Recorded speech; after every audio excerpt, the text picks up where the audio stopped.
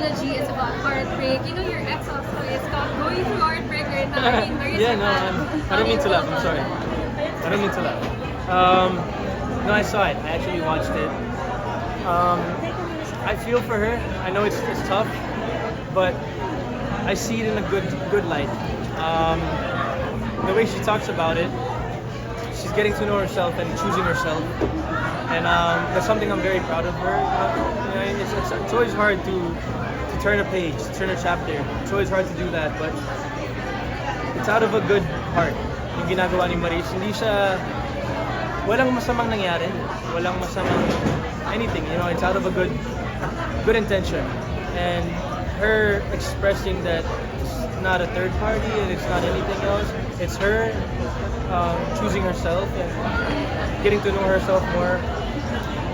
You know, it's something that only the strongest people can do. Minsan, mas mahirap piliin yung sarili mo kaysa sa mga bagay na gusto mo. Nakapag-usap pa ba kayo ni Maris? I haven't talked to her in a long time, but I'm updated with her, you know, like her career, you know, like I see her some stuff, and I'm proud of her. When are you going back to the US? I go back this Friday actually, Friday. but I'll be back this year. Pero kung makakausap mo siya, Inigo, ano ang message mo sa kanya? I want to tell her na Oo, di ba lang? Yeah, Sorry, what eh? thank you, Messi. Ay? I want to tell her, you know, I'm happy for her that she's choosing to be strong for herself. Hindi madali yan eh. Minsan, you get blinded by the things you want, the things you're comfortable with. And me moving to the States, I feel like it's a parallel kind of situation. It's not the ideal move for me, but when you learn to choose to learn about yourself, it's a big step. It's a big step. Nakagawa ka na ba ng song for her before? But, Nakagawa ka na ng song for yes, her? I did. Anong song? I believe we actually sang it on Showtime before. I actually wrote Balang Araw. Balang araw. Going back to your career in the US, may inaabangan ba kaming bagong series? After Monarch. I've been auditioning a lot. I actually did film for a movie, a small character. Honestly, I've been enjoying the audition process. One of my checks on my checklist was fulfilled. Recently, I got to speak Tagalog in a Hollywood film, and I've always dreamt of doing that. And I got to do that for this movie called Homestead, which is going to come out sometime this year. Alright. So ano yung tattoo mo? Kasi di ba nagtattoo Yeah. mo? What's that? Yun yan. Alam Actually, mo kasi, yun yan. Dito yung best friend ko, si Marcos. We actually we got a matching tattoo. We've always wanted to get this. What does it mean? Yin yang. Yin yang. Marcus has always been my like yin yang. Parang Yin yang. kapatid ko siya, and I've been here only for a couple of days. It's super mababaw yung reason. Oo. Pero kasi ngayon lang talaga yung Yung black time. and white. Ngayon lang talaga yung time na meron ako. I mean, I have a very short amount of time here in the Philippines, so I try to squeeze it in. I know it's very it's weird that I got a tattoo right before I got on stage, but Hindi ka ba nasaktan? Manhid ka na ba? manhid na ako. Ilang tattoo mo na yan? I have a lot. Honestly, I think I have like at this point almost 20. What are they? Ano yung mga tao mo? Ano yung mga tatlo? Before this one, I got this. What's that ano? Bilis ni Bernard, ha? Nakakatato kay Maris. Kulang na lang, mapulak kami. I would say I'm in that phase in my life where I'm enjoying myself. I'm enjoying myself. I've been spending days with my family. I would spend full days literally working on my art. And I'm excited for what it's going to take. Nakatanong niya Inigo kung may tattoo ka ba raw kay Maris? Chan. Bakit bigla ka tumalik? Ba't ka nagtago ng mukha? Meron ba? No, Pero ano yung, what does it mean dun sa song? it's Ay, sorry po. Just to clarify, kailan naging kayo ni Maris? Anong year?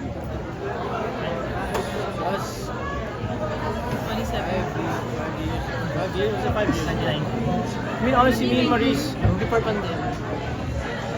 I wouldn't say we were like, I mean, like she always says, we were never like officially like a name. I was young back then. We were both young.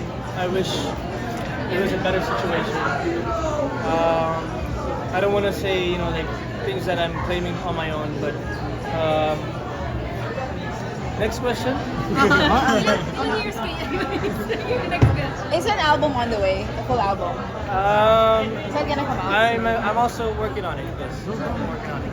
If ever you're gonna write more, or gonna write it personally or Yes, I collaborate? think I'm honestly one thing that I'm really grateful for is that I've reached a point in my career where I'm given the space and the opportunity to be more vocal and be more open to having my own voice in terms of creative process.